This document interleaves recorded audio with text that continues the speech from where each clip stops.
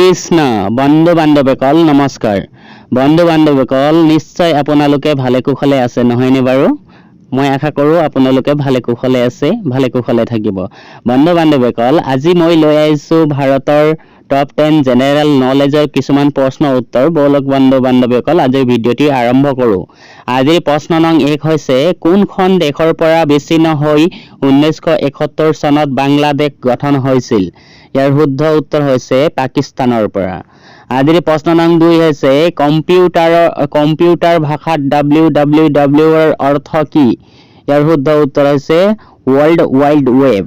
আজিৰ প্ৰশ্ন নং 3 হৈছে 1 কিলোৱাট কেবি কিমান ৱাট থাকে? ইয়াৰ শুদ্ধ উত্তৰ হৈছে 1024 ৱাট। আজিৰ প্ৰশ্ন নং 4 হৈছে ভাৰতীয় জাতীয় কংগ্ৰেছৰ 1929 চনৰ ঐতিহাসিক অধিৱেশনৰ সভাপতিত্ব কোনে কৰিছিল? ইয়াৰ শুদ্ধ উত্তৰ হৈছে জৱাহৰলাল নেহৰুৱে।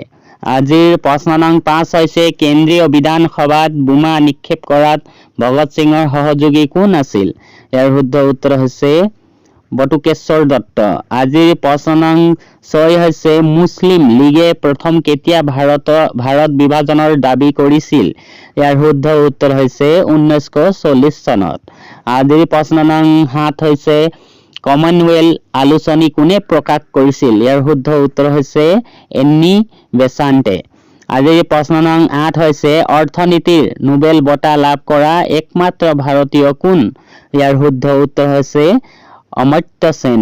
আজিৰ প্ৰশ্ন নং 9 হৈছে কাৰ প্ৰচেষ্টাত 1856 চনত বিধৱা পুনৰ বিবাহ আইন প্ৰণয়ন কৰা হয়? ইয়াৰ শুদ্ধ উত্তৰ হৈছে ঈশ্বৰ চন্দ্ৰ বিদ্যাসাগৰৰ প্ৰচেষ্টাত। আজিৰ প্ৰশ্ন নং 10 হৈছে 1858 চনৰ নৱেম্বৰ মাহত অনুষ্ঠিত দৰবাৰত লৰ্ড কেনিঙে ভাৰতত মুকুটৰ শাসনৰ কথা ক'ত ঘোষণা কৰিছিল? ইয়াৰ শুদ্ধ উত্তৰ হৈছে এলাহাবাদত অনুষ্ঠিত আদালতত।